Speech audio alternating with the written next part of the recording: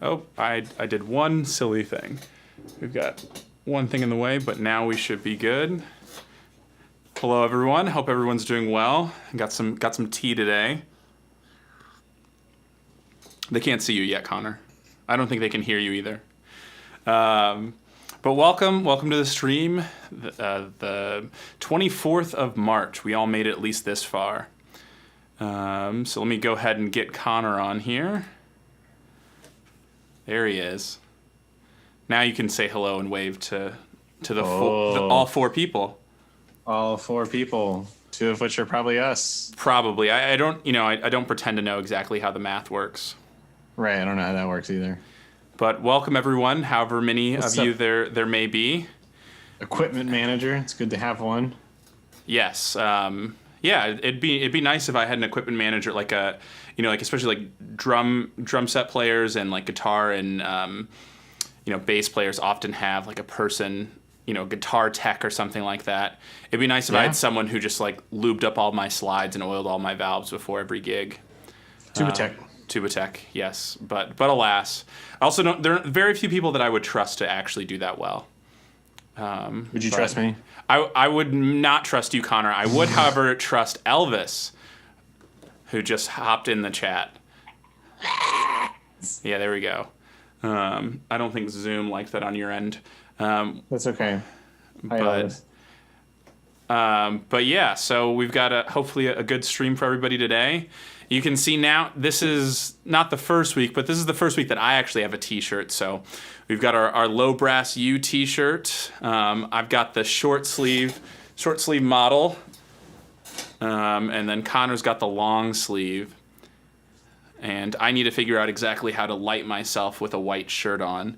I've not actually learned how to do that. So it's either it's too dark on my face or the shirt is blown out. So that's good. It's not just like a beam of light, if anyone's wondering. It's a normal white colored t-shirt. And then I also have my Low Brass U mug now.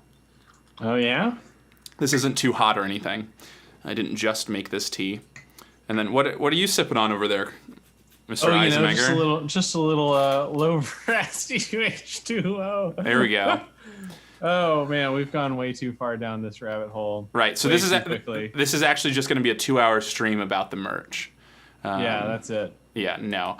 But yes, we do have some merch now, and the samples are slowly coming. But we've got these two T-shirts. I got my partner a T-shirt. What else is on the horizon?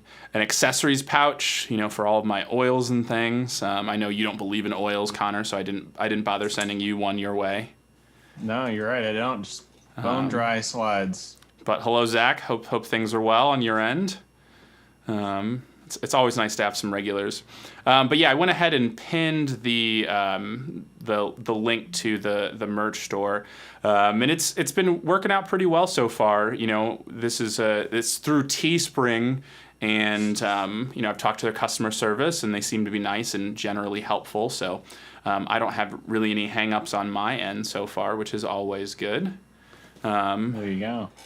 But yeah, how's the water bottle? I haven't actually seen the water bottle in person. Water bottle's good. It's keeping everything pretty moist on the inside, dry on the outside. Yeah, is it somewhat insulated? Yeah, it feels like it. I mean, like this water's been in here for like 20 minutes, but yeah, it is a similar temperature to when it came out of my kitchen sink. Very good. But awesome. So let's go ahead and get started with a few topics. I have a few that I was kind of thinking about today that were on my mind. But as per usual, feel free, anyone who's on the chat, to send in a message, and we'll make sure that it pops up on screen, assuming it's appropriate and relevant, or at least one of those things, hopefully. Right. But ideally both.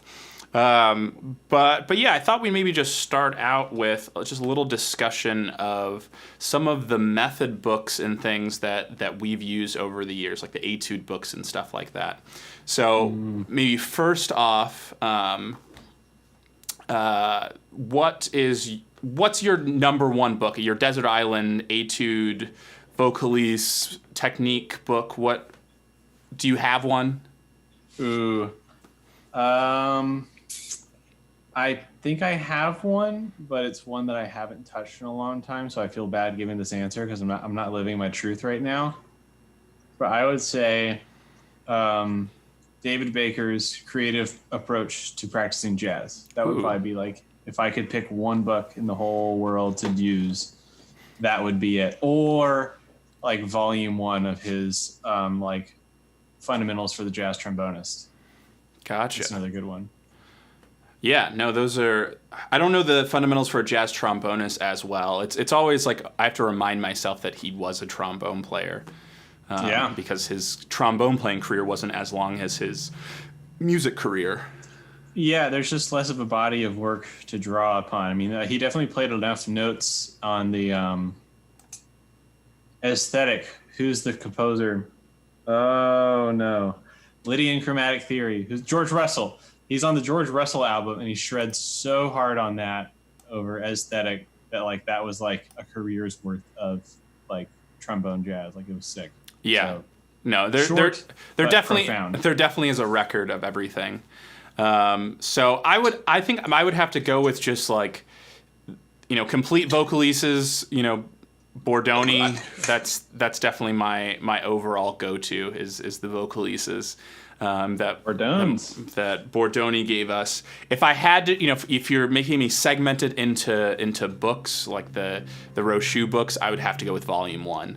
But those numbers get really weird depending on what edition, what instrument. It's not the easiest thing. But let's see. We got a comment that I think I set this up correctly. I kind of forgot to check it today. Oh yeah, it still works. Imagine low brass U music stands. That would be a massive flex. Yeah, we need to partner with Manhasset. Of the stand manufacturers, Manhasset is supreme.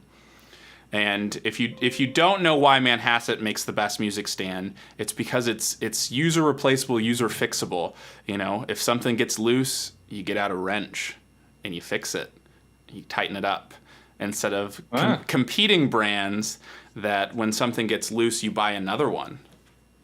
I see. You're not an Amazon Choice guy? I'm not an Amazon Choice guy, I don't know what theirs... I mean, theirs could be a good knockoff of a Manhasset, but definitely one thing that I would tell anyone watching this who's maybe got one of those wire stands, invest in a real music stand. They are more expensive than I think any of us really want. I know I'm not super thrilled with the price of a Manhasset stand, but especially playing gigs and things. Have you ever played a gig with a wire stand and ultimately it met its demise and caused chaos on the bandstand? That's like every gig that I play because I only play on wire stands and my life is horrible. There you I'm go. just constantly living in a state of stress. Yeah, I think I did it like one or two times. I got my Manhasset a long time ago, but yeah, it's definitely a good investment. Although I wish they were a little bit on the cheaper side. Agreed. But yeah, maybe at some point we can get some. It definitely wouldn't be impossible to like get some white Manhasset stands and then paint the logo on it, do some printing on there or something. A white stand? Got it. Where are you going to use a white stand? Well, the blue won't show up on a black stand. In what gig environment is a white stand going to be unless you're playing like some crazy wedding that's like a video shoot. Okay, here's what I'll say. What if you could just like have like a white decal with like little blue bits inside of it? That would be more practical, but That'd be more practical. but practical's only so much fun. That's true. I guess you want something that's like really bold and noticeable so that everyone, when they see your Manhasset stand with a decal on it, they know where it came from, like UNT College of Music. Yeah, I do like the that. idea of it not getting stolen and there being no like course of saying, no, I think this one's mine. It's mine. People would definitely know whose that is. Those are the sorts of things. It's like music stands and like the 1/8 inch to 1/4 inch headphone adapters. Like those are things that you never loan out because you will never see them again. I don't care if they're your best friend. They don't deserve it. You gotta Right. keep those things under lock and key. Cards close to your chest, as they Right. say. But yeah, maybe the music stands up at some point, or maybe we can license that out. But I assume they won't be quite popular enough to make that happen as of yet. Sure. But yeah, and Teespring definitely does not have music stands. It does have. We do have a hoodie, Bummer. a sweatshirt, water bottle, mug. We've got stickers. I probably should order a sticker. I'm not personally a sticker person, but I know. Where are you gonna put a sticker? I don't know. I don't have a good case to like spam stickers on. But Yeah. that's definitely like a thing that a lot of people do. But yeah, I'll go ahead and show the store on screen here. So I think you will both be gone vocally and visually for a second.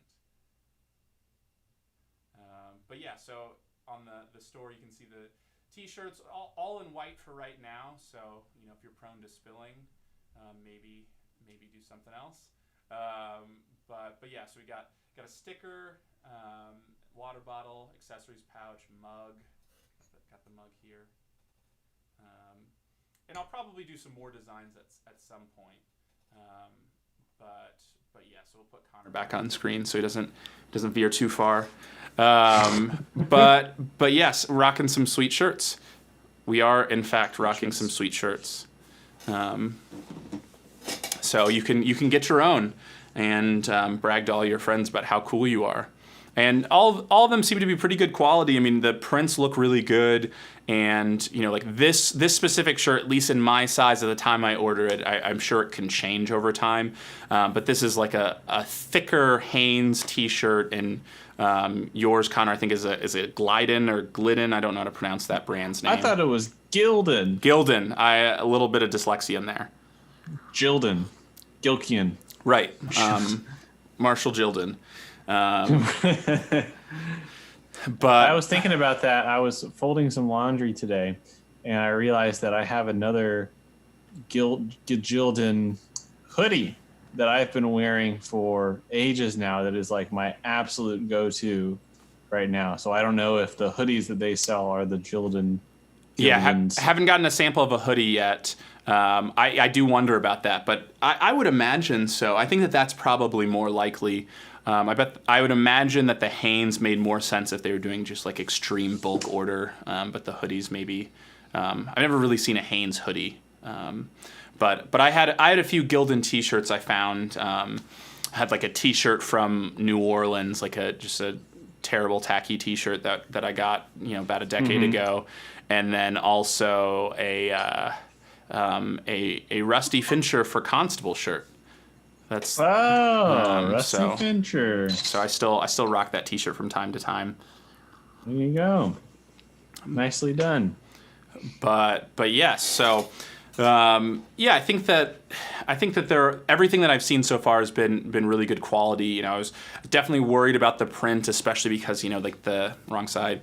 There's the outline. There's that white in between the two blue sections, and I was kind of worried about that, but it seems to be all pretty on the up and up. So I'm not a T-shirt printing expert myself, but maybe one day we'll print all of these in the Low Brass U studios. Yeah. Cinematic T-shirt universe. I just love how excited you are about it. It's just I'm excited. Got a twinkle in your eye. I've been thinking about the T-shirts for a very long time, for probably a year and a half, 2 years maybe. I'm trying to remember when I switched over to the Low Brass U name as being my primary social media thing, but it's been Fairly recently. But it's been it's been an idea longer than that, as you very well know. Yes. So yeah, definitely, I'm definitely excited about it. I still kind of want to get an athletic polo with it, but we'll see. I think that those will have to be kind of individual orders, and I imagine that to get a nice one, it'll be around $75, $80, $90 once it's printed, Probably.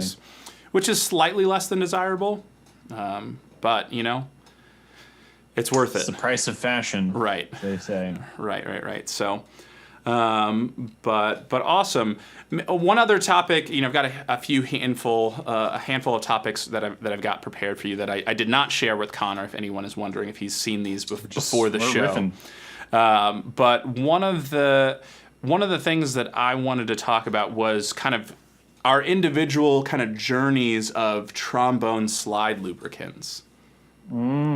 So, where did you start out? What was the first one you used? What did you switch to? And where'd you go from there?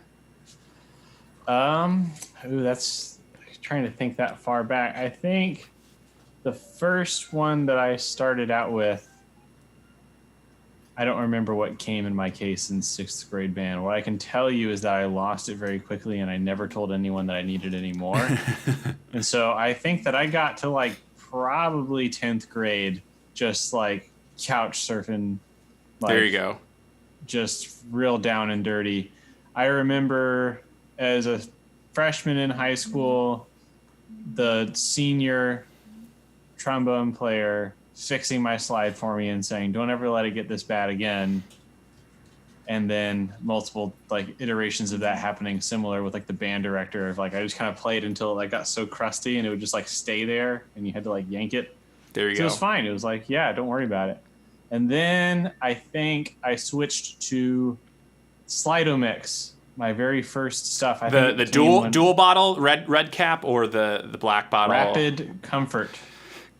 You don't have time. You're a busy person, Yeah, well, as a high schooler with an undiagnosed issue in executive function, I needed that thing to be as fast and as user-friendly as my lack of dopamine would let me. There you go. So, yeah, that was a good choice. I'm really glad they didn't spring for the 2-part. I don't think I would have mixed the parts. I still don't really know how to mix the 2 parts of Slido-Mix. I mean, it's I don't recommend Slido-Mix, so I don't know. I used to use it. It's good. It was fine. Yeah, but there's controversy around Slido-Mix. That's the issue that I have at this point in time. Oh, I didn't know that. Right. So basically, I first heard about it, years and years ago when I was using Slido-Mix.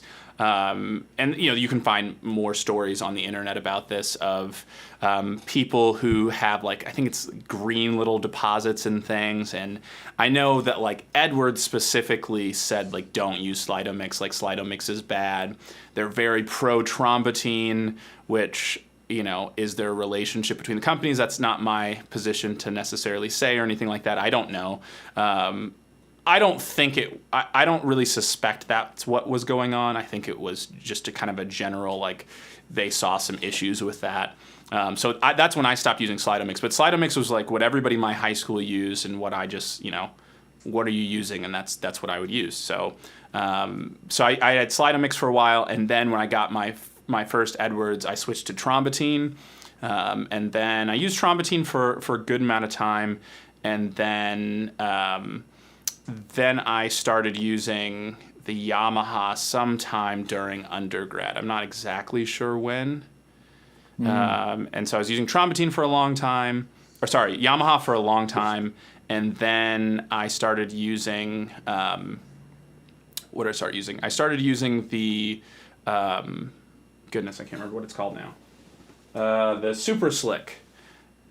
I started using that. Oh. I'd been thinking about switching Really? to that for years, but I never did it because the Slide Doctor in his YouTube videos would talk about using that. So I switched to that for a while. I liked it, but again, it's a 2-part thing, which can be kind of annoying. And then I've always had Yamaha ever since I started using Yamaha. I always have it around, and I always tend to go back to it. But yeah, so I still sometimes flirted with Yamaha, and then I tried the Burp Bio Oil, the Bio, it's like a green cap, and that's what I've been using for probably the last year or so, pretty much as my main. But I still have Yamaha. I only have one thing of it, so it stays in my trombone case, which means sometimes I only have Yamaha in my office, even though Sure. my case is never that far away, Right. But they seem to play relatively nice with each other, and since it's in my case and only one trombone really leaves the house at this point, it's I don't really mix them. But yeah, so Elvis says, here, throw this on here, if I can figure out my computer. Elvis says creams are his go-to for old Slide-O-Mix for his bass. And Elvis, you play an Edwards, right? Or no, Shires. Is that correct? He'll tell us. that's correct. But I think that's correct.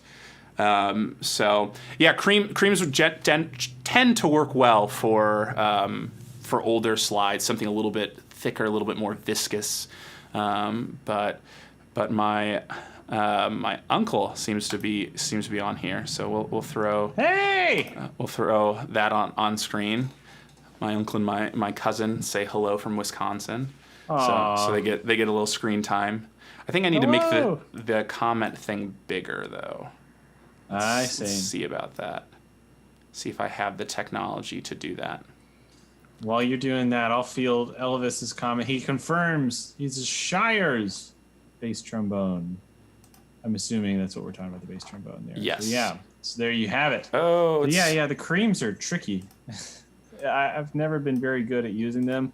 I tried trombone trombotine. Is that what it is? I think that's technically what it is, but people say whatever they want. I definitely don't care. I often say I guess I say trombatine, like with trombotine. With more of like an A sound instead of an O, even though I believe it's an O.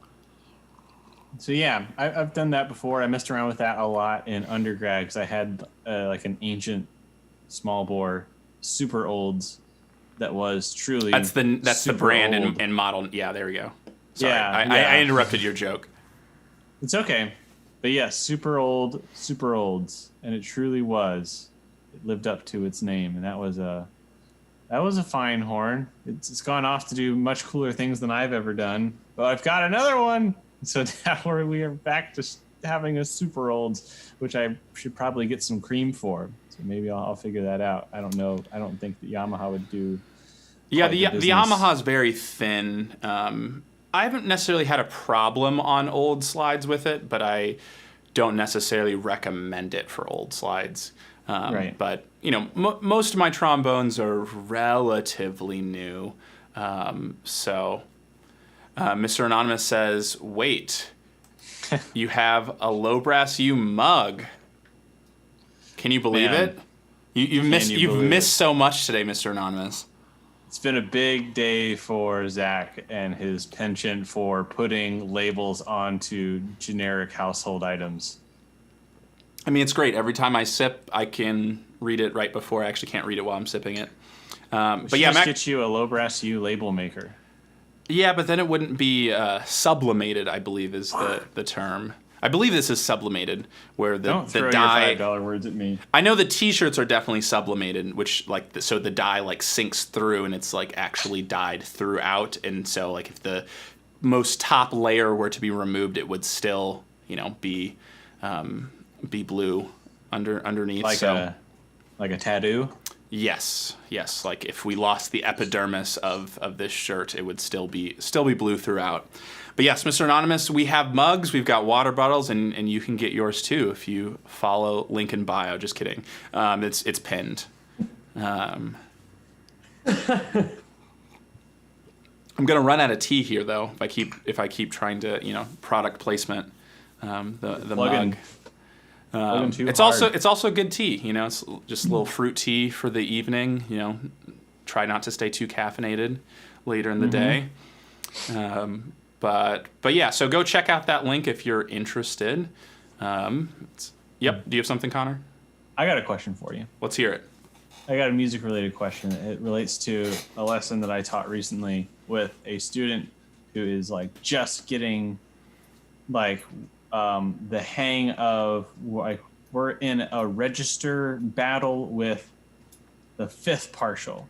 We're trying to get up to the fifth partial. So like we just recently got a song that has a high D natural in it, and I'm trying to think of a good way to work on getting up there to the high D natural. And it's like when you're trying to reduce like a range exercise to like a really isolated range like that, especially like something like most like range studies that you would find in a book, they won't talk about the middle register. So it's like when you're talking with a new student, how do you talk about, like, if the new note is D natural, what are you trying to do to get them up there? So my general tool to do any range stuff, whether it's with a younger student or a less developed student or a more developed student, is always doing some glissing exercises. So with someone who's learning D natural for the first time, they probably don't know that fifth position B flat exists, and I probably wouldn't belabor the point. I probably wouldn't drive that point home that,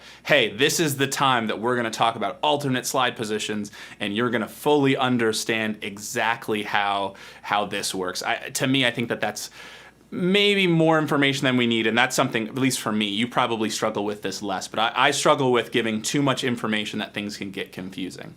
And so anytime that I sense that coming on, I just kind of take a deep breath and try to answer the question quickly and succinctly and things like that, and not give not tell every little thing. So what I might do is have the student start out with that B flat in first, and then just see if we can match that B flat out here somewhere, and then with that go B flat, B natural, B flat, C, all glissed, and ideally with a perfect sound that's perfectly consistent all the way through, and then B flat, D flat, B flat, B flat, D, B flat, and do things that way. That's how I tend to work on range in my own practice, and I think I think it's helpful because it's like I know that I can play this B flat, and you can pretty easily figure out exactly where your kind of breaking point is with that.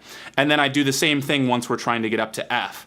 I'd go out to D in fourth position, do the same thing, and you can go crazy with it. I tend with students to not force them to go all the way out to the furthest position I can think of, especially in the high range. I'm not doing high C in sixth position to super F in first position for a student. That's something I'll work on my own practice, but that's different than this is what's going to solve all of your problems or something. So that tends to be how I do it, and I also encourage the students to play louder. Yep. I often think that teaching brass is, and probably teaching any instrument, but especially brass to me, because it seems so kind of mystical and mysterious. I think it's pseudoscience, like how we teach it. There is exact science. I'm not denying the laws of physics. I don't know that the laws of physics always help every individual student reach their dreams of being a better player. So sometimes I think, like in that sort of a case of having them play louder, even though we know louder isn't necessarily increasing the airspeed, which should create a higher pitch. I accept that logic, but with maybe like a middle school age student or something like that, where we're learning those notes for the first time, I don't know that it's always helpful, or I think that is more helpful than talking about move your air faster, because there's so many kind of dimensions of that air. And and musically, when you're in middle school, there's no artistic or functional reason to distinguish between playing louder and moving the air faster. Like, you don't need that nuance in like a 90% of middle school repertoire. Right. It's like we're not mixing things. Like, dynamics are not so subtle that that's necessarily mission critical anyways. What I found to be an issue is that right now with some students, their relationship with the horn has been localized completely to like their living room. So it's or like the kitchen, or like some really, really small space where like you can hear people talking like one room over. So like I think instinctively they're like really, really just shy about letting it fill up, and I'm hesitant from kind of like a invading their home unit perspective of like, I'm always like, come on, fill it up a little more. Like, I say the things that I remember saying when I'm teaching a kid in like an auditorium. Then all of a sudden I'm like, wait, like maybe someone is sleeping like in this apartment that they're in, Yeah, I mean, I don't know. Times are different for sure, which I think is an important thing to think about. I don't know that the teaching or I don't know if that in practice it can change, unfortunately. Right. You know, I mean, you've been to my parents' house a handful of times, but I don't know if you really remember the layout. But you know, when I was growing up, living there, I remember the layout. You remember the exact layout? It actually was different when I was living there than when you were there, because they've knocked out some walls. But that doesn't apply to this story. But you know, if you enter the front door, there's stairwell going up, and it's quite an open area. So I would practice tuba at the bottom of the stairs, like in this walkway, and it was super annoying. Everyone found it annoying. My sister hated it. My parents didn't like it, but were, you know, not cruel about it. My sister definitely didn't. You know, it was annoying. I know it was annoying. I tried to do it when no one was home. But yeah, so I'd sit at the bottom of the stairs, so I'd have, you know, 2 floors worth of ceiling height. You know, and it seemed a little bit bigger than that. You know, I don't know the exact height or anything, but maybe, you know, 15 to 20 feet, somewhere around there. And then the opposite thing, when I was playing trombone, I would then play at the top of the stairs, and which is, you know, maybe a little dangerous with the slide, but I'd play at the top of the stairs and have that whole kind of chamber to play with. And when I practice, you know, I'd often practice at school, after school, and I'd go to the biggest room. And same thing in college, you know, it's like I'd always go in the biggest room. That being said, you know, that's probably not an option when, you know, parents are on a Zoom call and, you know, someone else is in a Zoom class. It's not a great setup for that necessarily. But to me, it's still kind of the right thing to do for development as a brass player. I wish I had a better answer that solved it, you know, but I don't think that the answer for, you know, especially for like a 7th graders to go out and buy some fancy practice mute and blow into that. No, I think it's just like kind of a mindfulness thing of like, I think during this time while we're exclusively practicing at home, it's just like a reminder of like, hey, you know, like if you can fill it up right here, you know, and just kind of be sensitive and work around it. I think that like in the individual case that I'm citing, it's like there's definitely a little bit of room in the ceiling for us to be playing a little bit louder, but I think that our default is like a conversational tone, because that's the voice the student might be using their inside voice when they talk. They think inside voice when I play. Right. Makes enough sense. Yeah, it definitely makes enough sense, but you know, it's unfortunate. You know, I often encourage my students to play like, you know, especially like the younger students. I don't put a cap on volume. I don't put a cap on, you know, anything that I can encourage them, however subtly, you know, is definitely, you know, I encourage putting some air through the horn in whatever way. I think that the natural tendency of a human is to not put enough air through the instrument. I think that we kind of just think that, oh, I don't want to, you know, I don't want to be that loud. I don't want to. Most of us aren't kind of built that way, where we, you know, think that being loud is the thing we should be doing most of the time.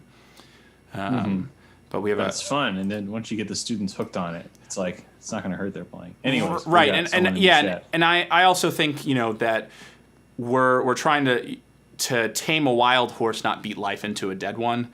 It's so much easier if you're bombastic and it's way too much to then put a lid on that and, you know, bring it down a little bit than it is to just like more, you know, constantly more. I can't tell you how many times I ask a student to overdo something and it's like still not even enough. You know, that's just, we're not really built that way. And so that, especially, you know, it's easier in person, but teaching that way when, you know, and being over the top about it when you demonstrate it is kind of helpful. But we've got Brady here today. Brady says, "What's up, Zach? I will probably order merch soon if that's okay." That is absolutely okay. The website is live, and you can grab anything you want from there. And there you go. And bonus points if you take a picture and post it somewhere and tag me in it. You know, if you want to put it on your LinkedIn, Brady. Yeah, put it on LinkedIn. Let's get low brass you on LinkedIn. Yeah, I'm definitely not on LinkedIn. I thought that would be a thing that I should do, but I never did. Never happened. Just never felt quite that important. But also others, if you're not on the Discord, we also have a Discord that's starting to grow a little bit and got some people on there, which is nice. It's probably the best place to ask a question when we're not live streaming. While live streaming, this is definitely the place to be. Yes, you're in the right place. Right. So One thing that I thought might be fun is just kind of a little game, Connor, is to just see how long we can go back and forth naming trombone manufacturers. Yeah, I can't. I'm not gonna do well. You don't even want to try? Bad. Let's try. I don't. All right. We'll see. I know how this ends, but I'll play along. All right, you want me to am I start? supposed to go first? Yeah, we didn't specify. Yeah. Why don't you go first? Unless you'd like. right. Unless you'd like me to go first. No, that gives me at least one that you can't say Right. for me. So just like companies that make trombones. Yes. Okay. Jin Bao. Jim Bao starting overseas. Let's go Bach. All right. I'll say you say Bach, I say Edwards. How about that? Holton. Oh my gosh. At one point in time, the Chicago Symphony section was playing on Holtons. Holton.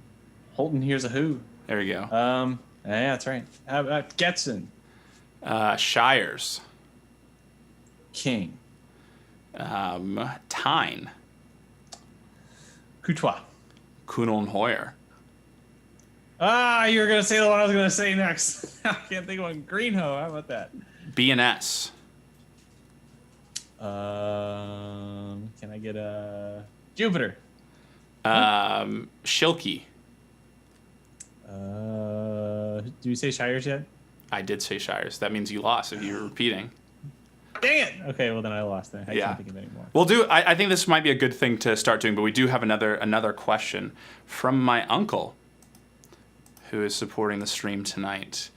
Let's just throw that on screen. So pick one: Chase, Chicago, Blood, Sweat, and Tears, or other. That's tough. I'm gonna have to go Chicago because of Jimmy Pankow. Pankow is outstanding. There you have And it. I feel- I will say. You go. Make your case. I just feel, yeah, you forgot about, Brady says you forgot about Yamaha, which is, you have a trombone, at least at this point in time, of Yamaha. But yeah, I do. Whoops. But anyway, Jimmy Pankow, because I feel like, especially for, not really our generation necessarily, but for a lot of people, I think that when they think of trombone, they think of Jimmy Pankow. Like that's a name that, a lot of people that we talk to don't necessarily bring up a lot, but a lot of people that I know, it's like, who are into music but maybe don't play trombone, and they're just like, Jimmy Pankow, it's so. But yeah, what do you have? And I feel like you can have fun with that question and put something in the other category. No, I'm gonna go with one of the suggestions here. I would say that sentimental value, I would go with Blood, Sweat, and Tears only because I think that was the first concert that I ever went to, like of memory that I can think of. Like I was very, very small, and I went and saw them at the Louisville Palace with my dad. Does that place still exist?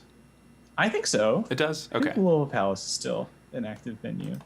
But yeah, I remember that. I can't remember the there was one album in particular that my dad was really into, and it was the one with Spinning Wheel and Lucretia McEvil, a couple of other really good tunes. But I like that. It was a nice band. It was good stuff. I can't tell you who the trombone player is for Blood, Sweat, and Tears, so Chicago wins that name recognition. Yeah. Along those same lines, maybe we'll both do an other that I think is relevant. And I think I'm just going to go the Hornheads, who played with multiple artists, but I feel like that horn section sort of thing is a good thing to point out. Michael B. Nelson, I remember these are probably like almost a decade old on YouTube, but I remember it like his trombone solos being played. Let me see if I can find that while you're maybe thinking of your other. All right, I got my other already. Let's hear it. It's if we're talking about horn sections. Yeah, I feel like that's more or less the question. Kind of the implied like multi-genre, but like kind of in like going towards like a funky fusion poppy sort of vein. I would say Earth, Wind, and Fire. Yeah. For like fun horn section things to do, because I mean like they, of all like the horn section tunes that exist, I feel like September is like the industry standard of like what should a horn section sound like in a pop tune. Yeah. Would you agree with that? Yeah, I definitely. I mean, I play it multiple Well, times a week. You probably know a lot better than I do. Yeah, it's I have a complicated relationship with some of those because it's a lot of those. To me, a lot of those, like Michael Jackson, is also kind of in that category. Where I feel like a lot of that Jerry Hay stuff, things like that. It's like recording session brass and horn section work. So yes, it's definitely. It's not the most fun thing to play on the gig when you have to play a lot of other high things. Yeah, it's definitely taxing, but it's an artistic success, I think. The writing is an artistic success. Definitely. What is not an artistic success is whatever tune I have to play after September if there's another horn tune right afterwards. Right. Which the way that we often do it is conga is right before September, or vice versa. I can't remember. It's like a new trend that we've been playing them, back to back. Which, like, I don't know. I feel like conga just like brings out the foolishness, where it's just like, But you want some high E naturals? Right. It's just like, especially like playing like D, E flat, E, like, and popping it up there, just like doing dumb things like that. Let's hear. What are you talking about? Give us a Sonic reference. You got a horn on you? Da da da da da pop. Like adding it on that. Yeah, that's what I was thinking of. That's the way. Like, if you want to like just like goad Luke, our trumpet friend, on in cover band, and just make him lose his chops and his marbles. It's just like egg him on to like a high note contest on conga, and then there will be nothing left for the rest of the night. So let's see here. We got a couple of questions and comments and things. So we've got James Avery. Hi guys, you may not remember me, but I'm the one who asked for advice playing a solo with a drummer in an echoey church. Just wanted to say that the show went great and we were pretty well balanced. That's awesome. Hopefully that's great. I'm definitely curious, James, if you talked to the drummer beforehand, if you used our passive aggressive tactics, or how exactly you went about it. There definitely are more than one ways to handle that, and it definitely depends on your relationship with those people. In the rhythm section, the drummer can be your best friend or your worst enemy, and it's really up to them. So I always, I've got a lot of drummer friends, and I think that is a really important thing. To keep those people on your good side, because they can, especially for me, I feel like the drummers that I like to play with are so great at spoon feeding me ideas and all of these sorts of things and they can also just sit there and just play and just act like they hate it. So definitely interested to some more follow-up information, James, to see how that's going. Love to hear it. And Brady says, I'm playing Adagio and Finale by Charles Gasset for a tuba solo thing to maybe get a college scholarship. That's awesome. I actually don't know that piece. Yeah, me neither. Let me see if I have access to that or not. I don't think so. But yeah, hopefully that goes well. And Tedmond, who popped up and retracted his comment. We all saw. What Tedmond doesn't know is a retracted comment can still come on the screen. So please do not refer to us as nerds. We are scholars of the low brass universe, which maybe that's students of the game. Maybe that's what the U stands for. Maybe it's low brass universe. We'll never know. There's no way to figure out what that U stands for legal reasons. It could be Umbrella. It's right. An Umbrella Corporation. All low brass. Umbrella, as the Kentuckians would say. Wait, what? I feel like everyone in Kentucky has an emphasis on the You didn't really do it, but I'm just saying in general. I've never heard that. Umbrella. But maybe I've heard that. Umbrella. Maybe. Okay. Now I've said it. Right. Okay. It feels bad, but you know it. But Brady says that piece is on YouTube. So yeah, I'll have to check that out. I'm not. Yeah. Some of those, it's it's really hard to learn all of the pieces in like a certain difficulty range because you tend to not play in one range forever. So there's just some pieces like that, you know, I could have played, but I didn't play it. And, you know, maybe I'll teach it, maybe I won't. Yeah. So my Uncle Ed says he loves Earth, Wind, and Fire. It's great study music in college. I don't know that I could focus. For me, study music, it doesn't really work for me because I just start thinking about the music, which maybe is a sign of something else. But yeah, I tend to like, maybe I'm just looking for an out when I'm studying, that I just want anything else to kind of be a part of my life and not the studying itself. But yeah, I definitely don't think I could listen to Earth, Wind, and Fire and like read a textbook or something like that. But Even I bet I could listen to Earth, Wind, and Fire and study. take someone more skilled than me. But maybe that's a sign of my study habits more than anything. Or maybe you're studying music. That is confusing. Yeah. Whenever you're like reading a book about music and then you're listening to a different type of music. Right. Or even if you're listening to the same, like I was trying to go through the Carnegie Hall recordings of Coltrane with the Monk Quartet, and then there's that big book that does the write-up with the analysis of all the stuff they did. And I was going to like listen to it while I was reading about it, and I quickly realized like how ineffective that was going to be. Yeah, if I actually wanted to do that, it's like you need to like find the excerpt, listen to just that excerpt, and then go back and read it again. And then it's just like, wow, you're reading so slow at that point. Like, right. So Dungeon Crawl.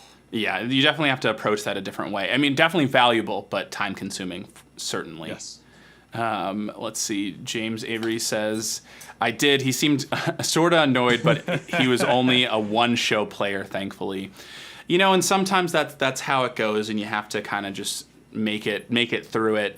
Not everybody's gonna be your friend in life, and definitely not every drummer. So I totally get that, and I totally have dealt with those sorts of things. But yeah, it's a very interesting thing when you strip away the ability to use your words. I think we kind of all get used to sort of things like that because there's no tone in your, there's tone in your playing, but not tone in how you're deciding to do things when you're just kind of giving nonverbal communication. It's just like how things so easily can get misconstrued over text message because there's no cadence, there's no tone, there's no really anything other than the words themselves. But yeah, I mean, that's sometimes how it goes, that, you just have to get through it and deal with it. Let's see. Earth, Wind, and Fire for studying better than coffee. I think coffee still wins for me. I definitely like the caffeine when I'm studying. Earth, Wind, and Fire. It's just so interesting. I just feel like I can't. It's grooving. Like how do you not just like lose track of what line you are on about the. I'm trying to think of the last things that I've studied for, but just I feel like I would just lose my place in whatever textbook or whatever, learning about some music history thing or something. Let's see. Brady says, not gonna lie, percussion players are either really cool and fun or the exact opposite. I would say there's minimal middle ground with that group, not to assess a whole thing to a group of people that are all diverse people. But yeah, they're definitely an interesting crowd. I feel like we can relate to them as low brass players because we have some of the similar struggles. It's just like sitting there in orchestra, you look over the timpani player and it's like, when do you come in? It's just like the fourth movement. It's like currently on movement 2. It's like, me too. What measure? And it's just like the last 10. Me too. So I think that we have some kind of relationship that's just kind of similar with that. Yes. So there's some mutual underappreciation that can be felt, right, from both sections. But I'll say the same thing could be said about tuba players as well. That they're either really cool, yeah, or the exact. That's not true. Any instrument group is going to be. There's a diverse group of people. Right, we clarify that. There's always diversity, but I think one of the things to point out, it's like there are just certain things that can't happen the same way depending on the instrument. Thinking about like playing the tuba in band versus playing the trumpet. If you play the tuba, Are you fighting over solos? No. For the most part, tuba solos come in two varieties. It'll be too loud if everybody plays, or it's just hard enough where we're not sure if everybody can play it. So for clarity's sake, we're just going to have one player. Very rarely is it like your shining moment. Whereas if you play trumpet, there's a reason to, you know, maybe have a little bit more competitiveness in that sort of nature, because there is Right. this magical solo or something like that.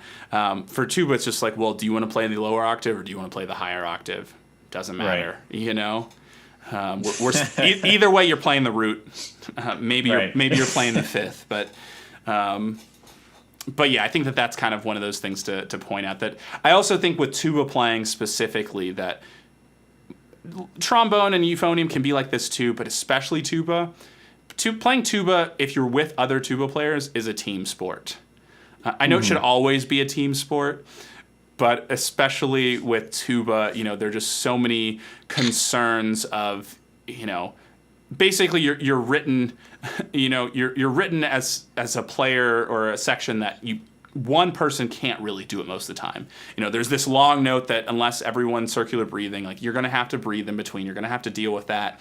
And so, you know, those sorts of things to me start to get where you have to listen to where the other person's breathing. You have to, again, it's just a team sport. Right. So, but Brady says he agrees with the tuba solo thing. Yeah, it's definitely, there are examples of that, you know, aren't true, especially like Barnes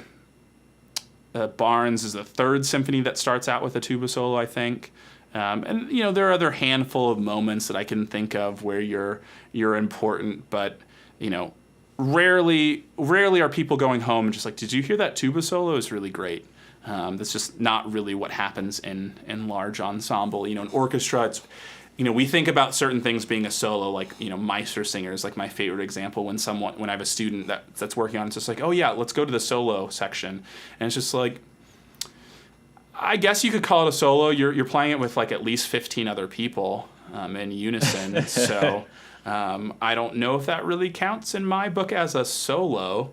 But you know, thinking about the tuba solos in orchestra that are actually kind of solos, you know, I would say, I mean, Mahler 1 barely counts because it's just a round with a bunch of other people. But you know, you've got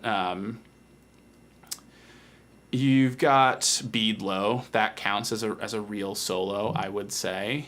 Senza Maya, that's another one that is, you know, even if you don't know about music, your eyes would be probably drawn to the tuba player. That's kind of how I define a solo. Is if you're a layman in the audience, are you looking at this tuba player? Does the tuba player catch your attention? And if not, it's not a solo. And you know, the same can be said for trombone too, but especially trombone in a band setting. There are a lot more solos for trombone and an orchestra too, but you know, maybe not quite as many. Composers are thinking about us a little bit more. Not much more. Right. But a little more. And there have been years of thinking about, you know, trombone is a much older instrument than the tuba. The tuba definitely didn't get its real shine in the orchestra for quite some time. You know, I mean, tuba was technically patented in 1835, and there are pieces with other instruments from around that time and before, but you know, there's definitely not a whole lot that we can do. We haven't been thought of by many composers over the years in the orchestra. Let's see. I suppose I should probably do a good job of reading the comment before I put it on the screen. That would probably you are your own vetting process. Right.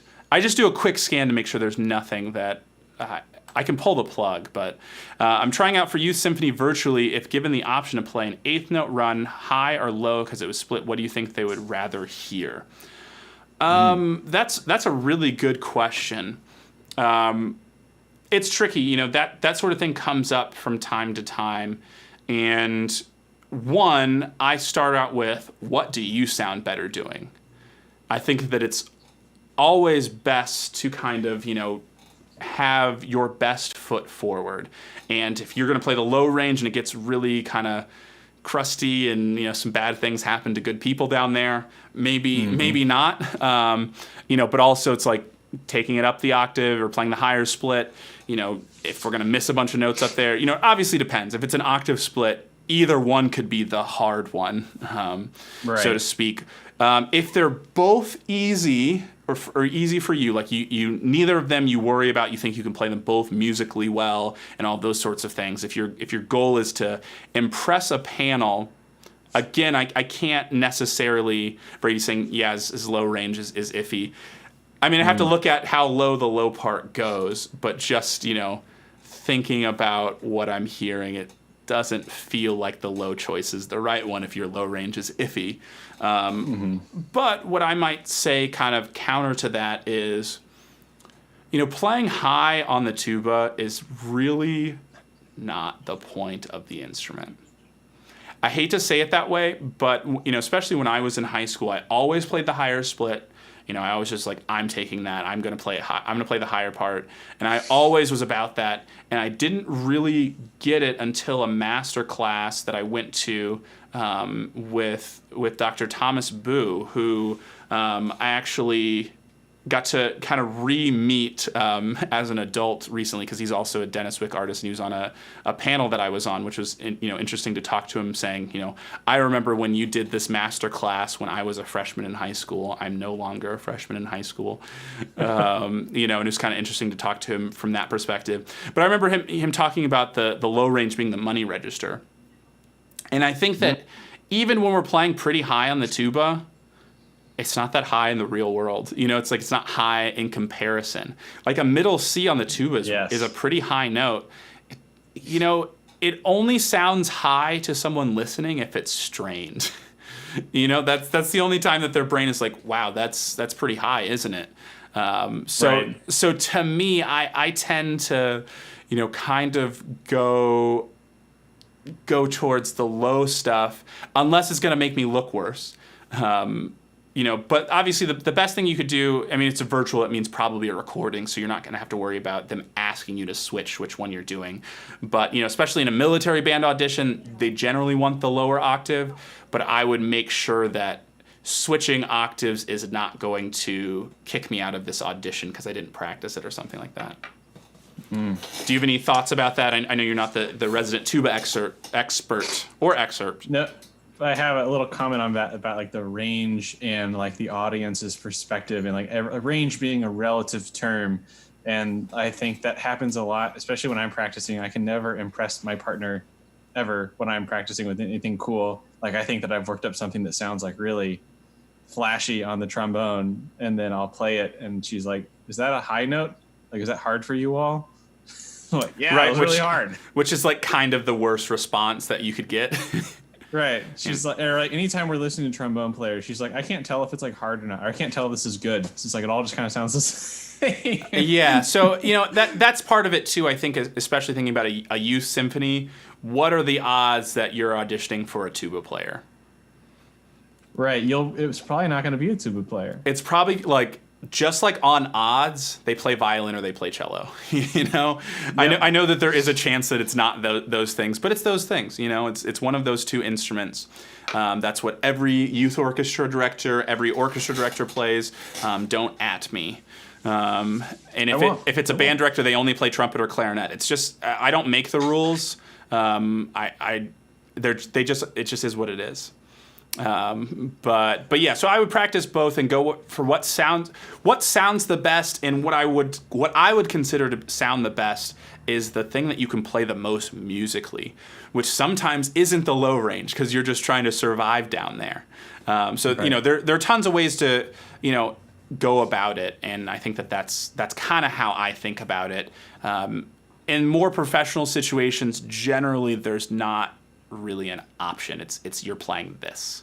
Right. You don't have to think about that. But sometimes it's, choose your own piece, and choosing something flashy and high, choosing something low, choosing something fast, choosing something slow, red fish, blue fish, one fish, two fish, all of those sorts of things that we got to, figure out. But we've got another question. What is your take on a shifted low register embouchure? Do you want to answer? Yeah. Do you want to answer that first, Connor? I guess it probably depends on the instrument. Probably depends on how low we're talking about it. I would say that shifted is kind of a naughty word in brass pedagogy. Depends on who you ask. Depends on who you ask, but I'd be hard pressed to see any. I can speak as a trombone player and a euphonium player. When you shift from second partial down to pedal or fundamental, you'd be hard pressed to find a brass player that's not moving mechanically in some way to get down there. There are exceptions, Right.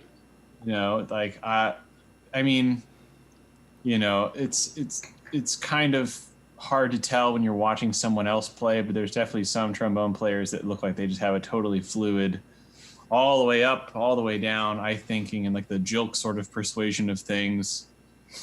But yeah, I don't know. I would say that, some people might tell you not to. I shift when I go down to my pedal. Yeah, I mean, the way that I like aspire to think about it, and I would say I mostly think about it this way, but it's not perfect.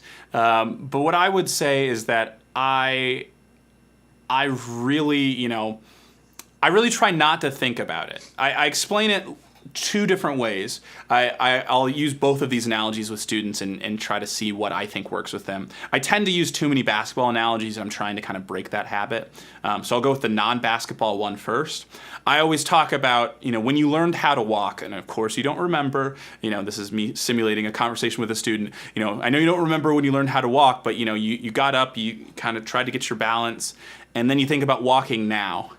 Do you think bend knee, swing opposite arm, do all of this sort of stuff, bend ankle? You don't think about those things. Your brain says, I want to go over there, and then you go over there. And that's how I try to think about it with playing a brass instrument is just, I want to think about it as little as possible. I know that that's not perfect. So I guess my take on a shift in the low register, people used to ask me that, and I would say, no, I don't shift because I never thought about it. And the reality is, I do shift. I just don't think about it. And I don't want to think about it. I want my brain to send the signal. And the other analogy, the basketball analogy, that can be, can be for a lot of different things. But I always use Steph Curry as my analogy of Steph Curry being one of the greatest three-point shooters of all time, or the greatest, depending on who you ask, mostly the greatest. But I think that when he shoots the basketball, he's not thinking about his wrist, right? He's not thinking, okay, left hand on the ball on this side, right hand, feel the seams, follow through. Yes, he's doing all of those things, but if he's thinking about those things, I feel like he wouldn't shoot as well. I think that he's thinking ball through hoop. I still have to think about which hand goes where. I mean, that's fine. You're left is the sideways one. Assuming you're right-handed, but also like it counts the same. Shoot however you want to shoot. If the ball goes in, you scored 2 or 3 points. It's all good either way. So that's kind of what I think about is I don't want to think about those things. Yes, they exist. Sometimes they can be helpful, and I will talk about them with some students. For me personally and how my brain works, I never want to think about them. And I mostly don't bring them up to students. For the most part, a lot of my teaching is tricking you into doing the right thing, not telling you the right thing to do.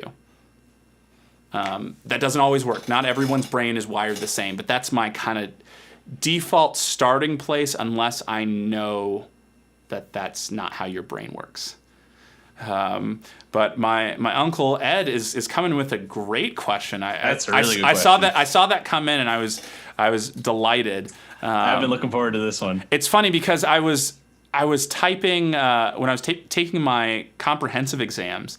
I went off on a tangent about plunger playing, and just in that moment I couldn't think of Tricky Sam Nanton. Just like I was writing, just like I couldn't get further back than Al Gray. I was like, yeah, Al Gray, and like contemporary Wyclef Gordon, and and I just like I knew it's like, okay, it's not Lawrence Brown, it's not Juan Tizol, but like who's the other person? It's like I've been writing for hours at this point, so I definitely know who Tricky Sam Nanton is, but I just didn't have it in that moment. So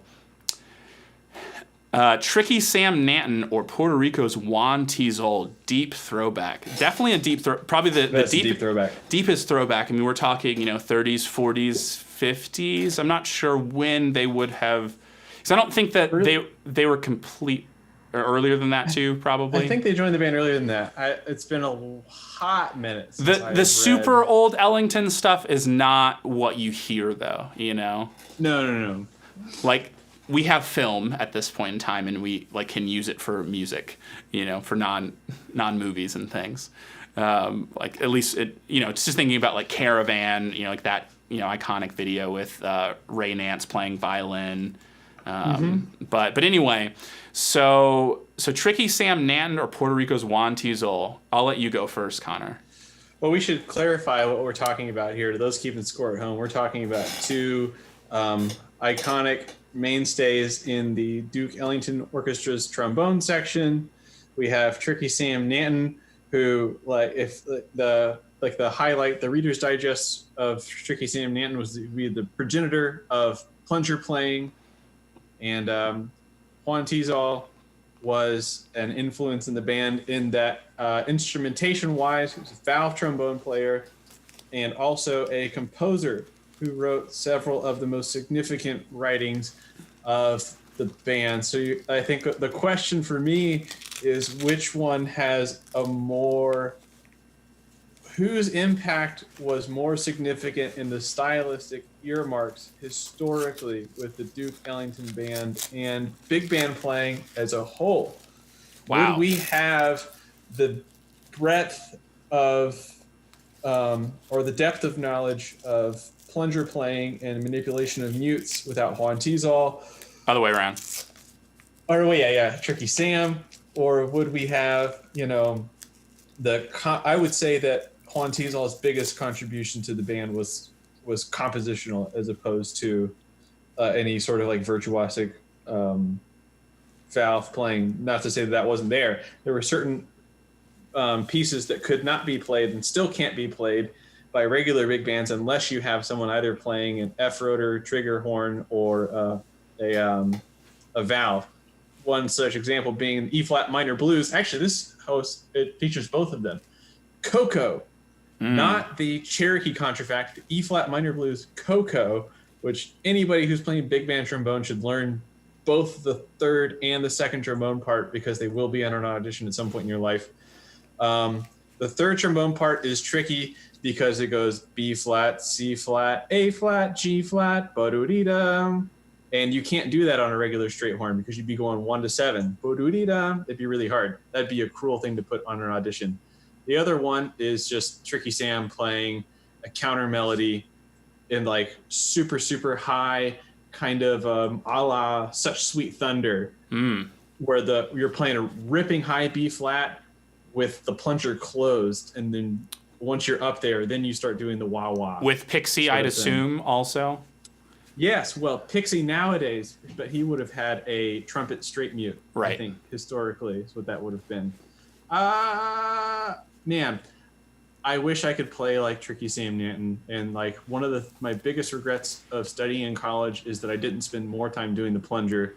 I feel like I've kind of paid my penance and like really tried to make that more of a focus. I've gotten away from that recently, but I post school, that's one of my biggest projects. And one of the things that I feel like I was lacking in when I got done studying trombone was I didn't have my plunger stuff together.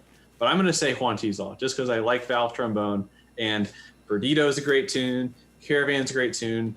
And I can't think of any others. I know he wrote a bunch more. Moon Over Cuba is the next one that I think of. Yes. But that's not really like a jazz standard in the way that the other ones are. But yeah, I mean, you definitely, you didn't leave much on the table for me to say about either of those. But yeah, so I mean, both of those sorts of things. I think that the important thing is not necessarily what Tricky Sam Nanton did, but what I feel like he allowed others to do to continue. Like, do we have Al Gray if we don't have Tricky Sam Nanton? Do we have Wyclef Gordon if we don't have Tricky Sam Nanton? Like with the plunger stuff specifically. I'm Sure. not so sure. I feel like he paved the way in a lot of respects with the plunger, which Juan Tizol definitely wrote some great pieces of music, but I'm not sure that, if we take away Caravan, his probably most famous composition from the lexicon of jazz compositions, I don't know that we lose everything. I don't know that we took out a pillar that makes everything crumble. Sure. Okay. That's the only, I guess, if we take out plunger, trombone, and all together, we probably don't make the whole building fall down. But yes. So yeah, I think that's they're both super influential, and definitely, thinking about some of the valve trombone things, I think are really interesting. And I've never been fortunate to do a concert that was like Ellington and like, can you bring a valve trombone? Like, I think that would just be so much fun to like, Yes. to reproduce. I know it's been done, but I've never been able to be a part of it.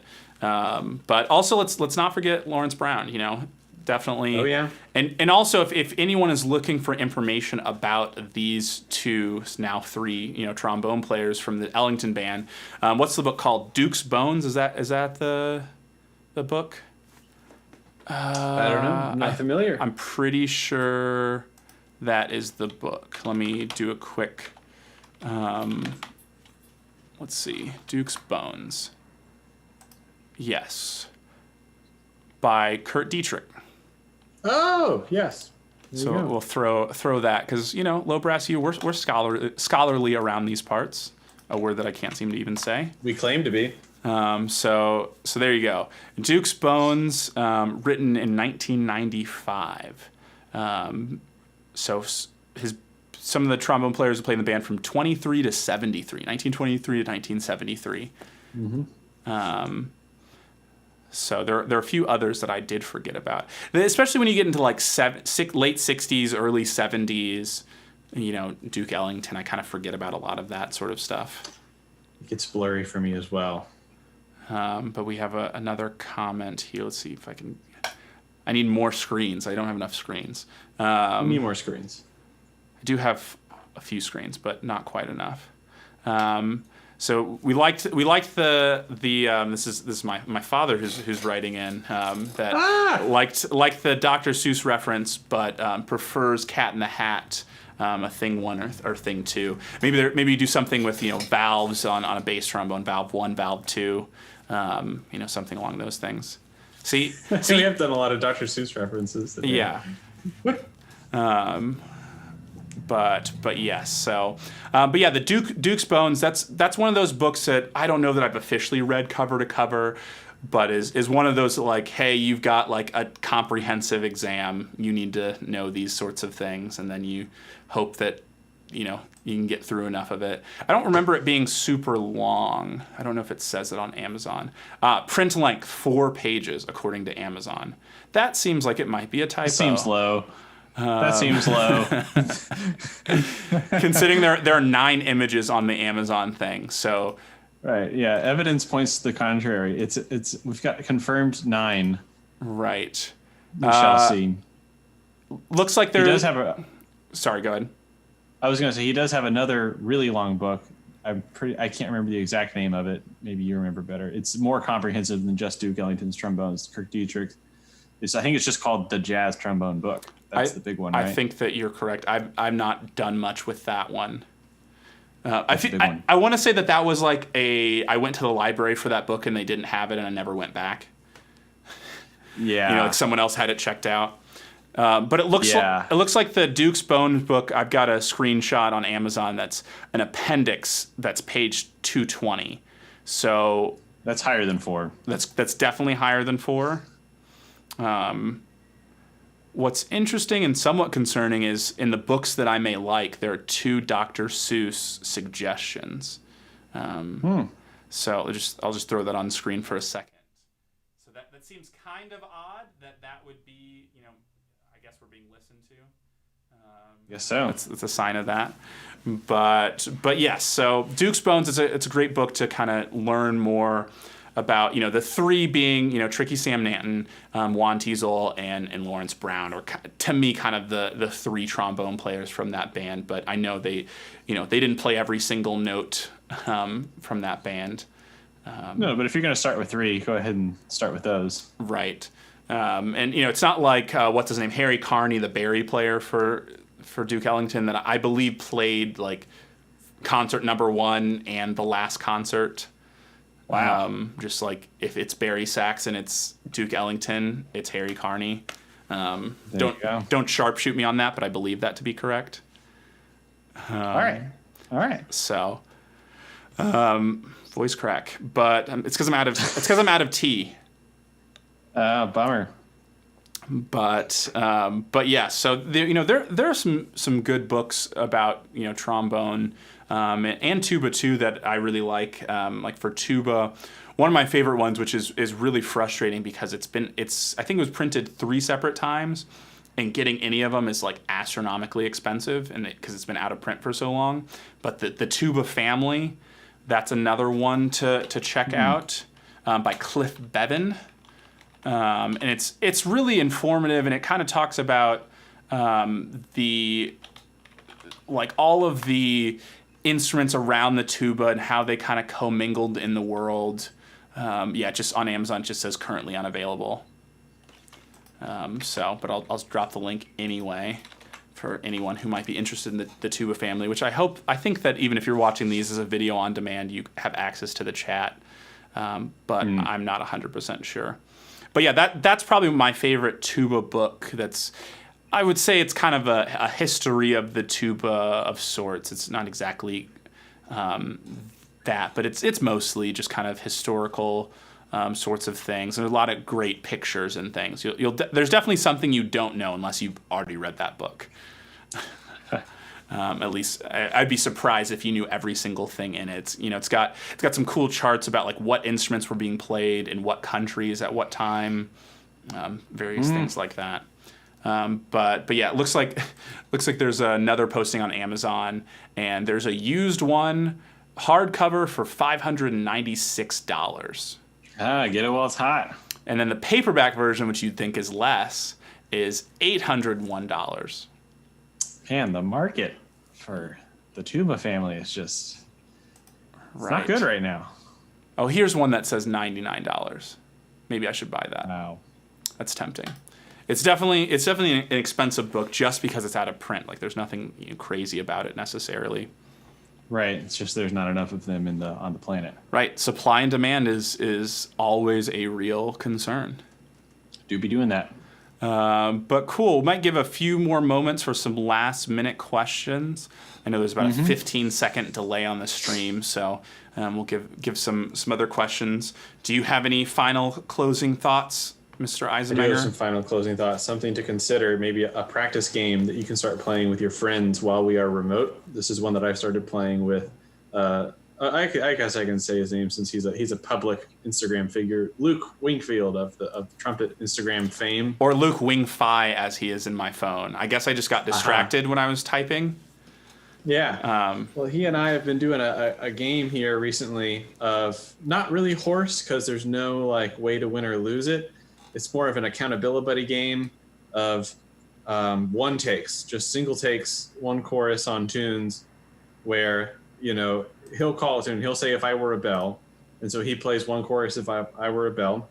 And then honor system, I just have to send him a chorus back of if I were a bell and then call a new tune. And then I'll play, what did I call after if I were a bell? East of the Sun. West of the And Sea. so I play after him. There you go. Yeah. You do a back and forth like that. That's a fun way to stay kind of in shape like you would. It's kind of like a good way to turn the performer light on. You only get one take, unless you want to, lie. Right. Yes, you can. But anyways, it's a fun thing I've been doing recently that I would recommend doing. It's been entertaining for the past few days. Awesome.